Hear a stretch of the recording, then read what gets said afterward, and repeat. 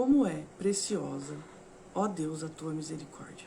Eu te cumprimento com a paz do nosso Pai, com a graça, com a misericórdia, com o amor, com a salvação do nosso Senhor Jesus Cristo, aquele que se entregou na cruz do Calvário por nós, que derramou o seu sangue carmesim para nos dar a oportunidade, né, de estarmos com esse Deus que perdoa, que é fiel, que cuida de todos aqueles que temem a sua palavra, que tremem, estremecem diante do seu santo nome.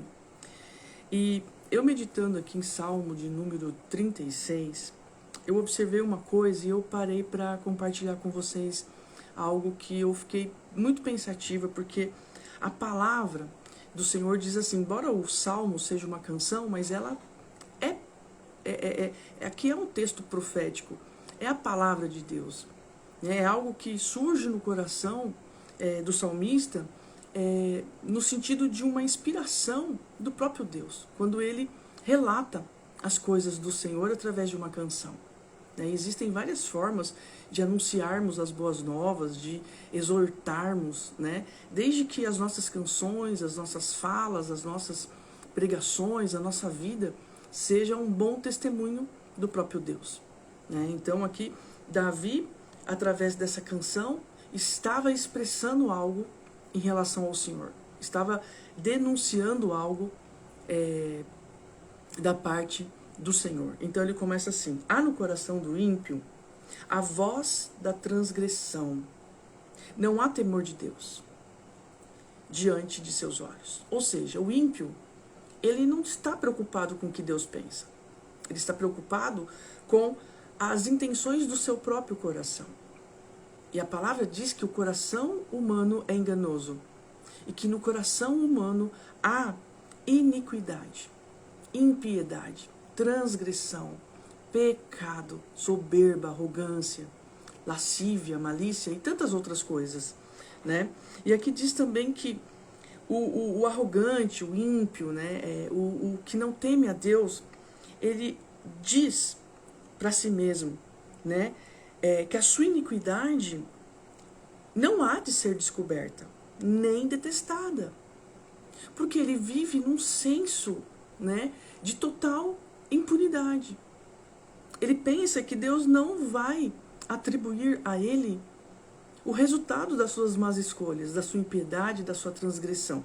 E o que é transgressão? É quando você observa a lei e não cumpre. Né? Por exemplo, o direito penal. Existe um código onde diz o que é crime e qual a punição para aquele crime. Mas a pessoa, ela lê a lei e transgride. Por quê? Porque ela diz assim, não vai acontecer nada comigo.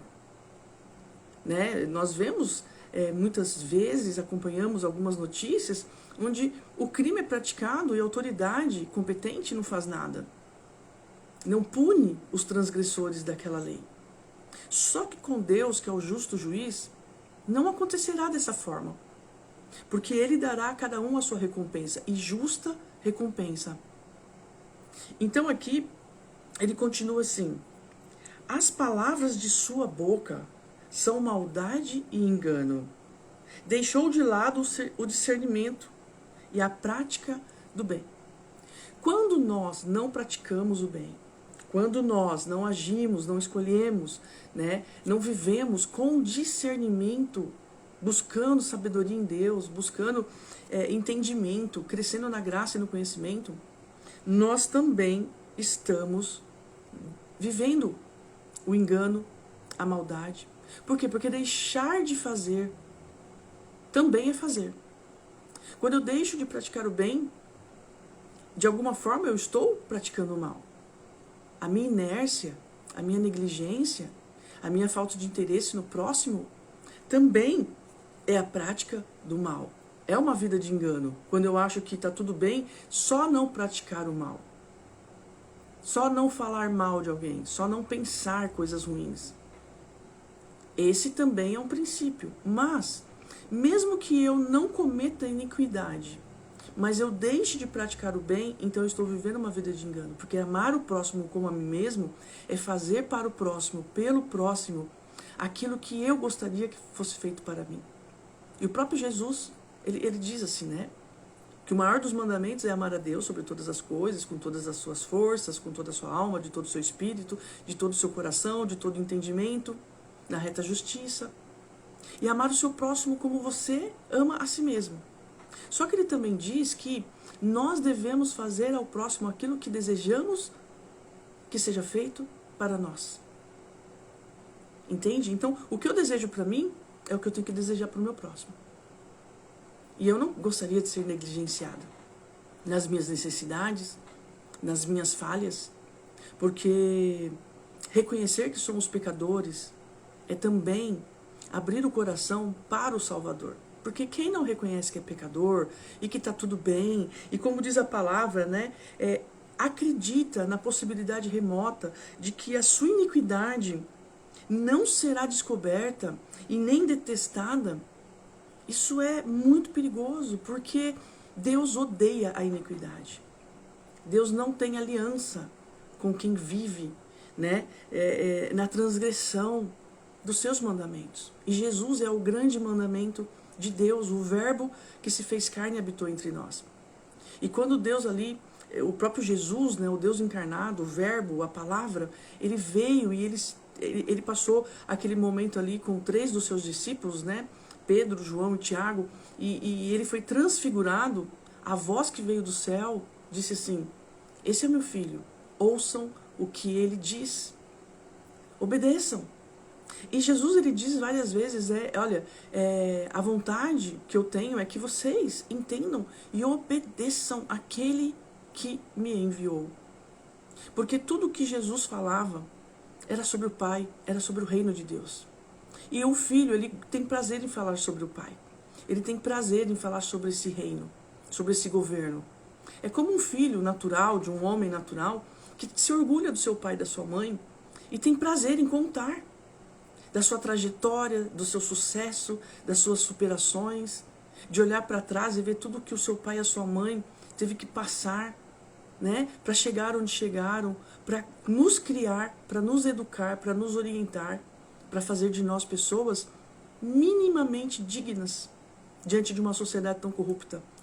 Em especial e principalmente, né, quando são pais que temem a Deus e que passam esses princípios para nós, para que possamos passar para os filhos, para os netos e assim por diante, porque Deus é um Deus geracional e Ele quer que todos o conheçam, né? E aqui então diz que, no versículo 7 do Salmo número 36, que a misericórdia de Deus, ela é preciosa. Por quê? Porque se nós entendermos que que nós temos um Pai que é misericordioso, nós não teremos problema em reconhecer que somos pecadores, em reconhecer que no nosso coração existem áreas que precisam ser urgentemente transformadas. E quando nós confessamos isso a Deus, sabendo que Ele é misericordioso, justo e fiel para nos perdoar pecados, porque Jesus é o nosso advogado fiel que está junto ao Pai intercedendo pelo pecador. Para quê? Para que o pecador se arrependa. Então não adianta confessar pecado da boca para fora e o coração ainda está contaminado. E achando que aquele mal que está escondidinho aqui dentro não será descoberto, não será detestado pelo Senhor. Nós precisamos ter uma mentalidade de pessoas salvas. E hoje, orando a Deus, eu falei: Senhor, a gente vive muito distraído. Nós somos muito desatentos, porque Jesus, Ele pode voltar a qualquer momento. Só que parece que é uma realidade tão distante, que nós estamos falhando no dia de hoje. Nós estamos desapercebidos no dia de hoje. E isso é muito perigoso. Então, assim, a nossa fonte de vida, de acordo com as Escrituras, é o próprio Deus, que é fonte de vida, fonte de luz, fonte de segurança, de conforto, de provisão, de misericórdia, de perdão, de salvação, de santificação, purificação. É Ele quem nos transforma por meio da sua palavra. E então no versículo 10 está escrito assim: estende a tua misericórdia aos que te conhecem. Porque não há como nós conhecermos a Deus, conhecermos a verdade e continuarmos no engano, na mentira, na soberba, no orgulho, na avareza, na vaidade, no capricho pessoal, no capricho moral, rejeitando as coisas boas, não praticando o bem, e achando que está tudo legal, e acreditando nessa mentira, nesse engano, de que a nossa iniquidade não será exposta. E quando Jesus veio, o reino de Deus chega. Quando Jesus veio em carne, né, para anunciar as boas novas, né, dizendo que ele pagaria pelo nosso pecado, que ele morreria em nosso lugar, né, quando Jesus ele veio, ele já trouxe o juízo de Deus. Então agora nós só temos duas opções. Ou nós continuamos na nossa vida de pecado, de engano.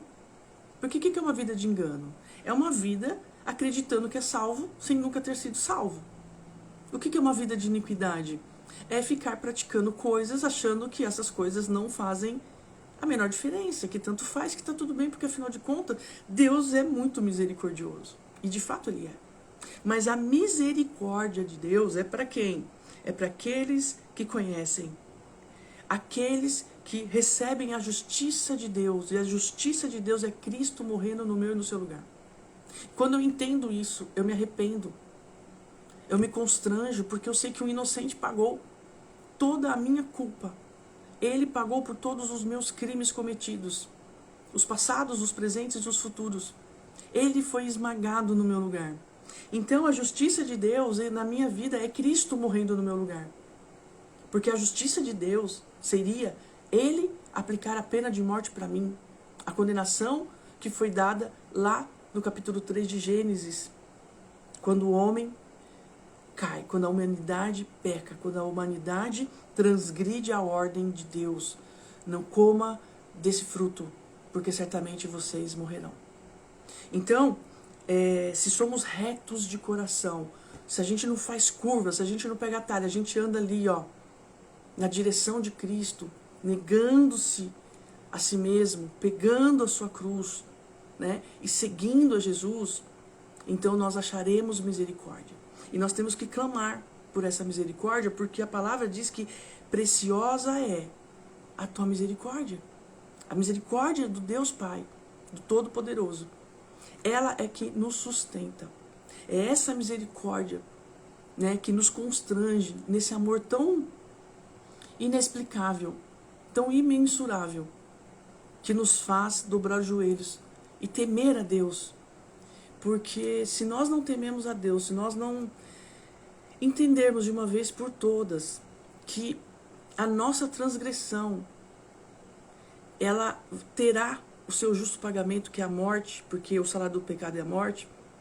A salvação é o salário daquele que crê em Cristo, daquele que pela fé se mantém temente ao Senhor. Então, que a nossa oração no dia de hoje seja: Senhor, estende a tua misericórdia aos que te conhecem e a tua justiça aos retos de coração. Amém? Que Deus possa nos abençoar e que essa palavra, que essa canção fique no nosso coração até a volta de Jesus. Amém? Deus te abençoe.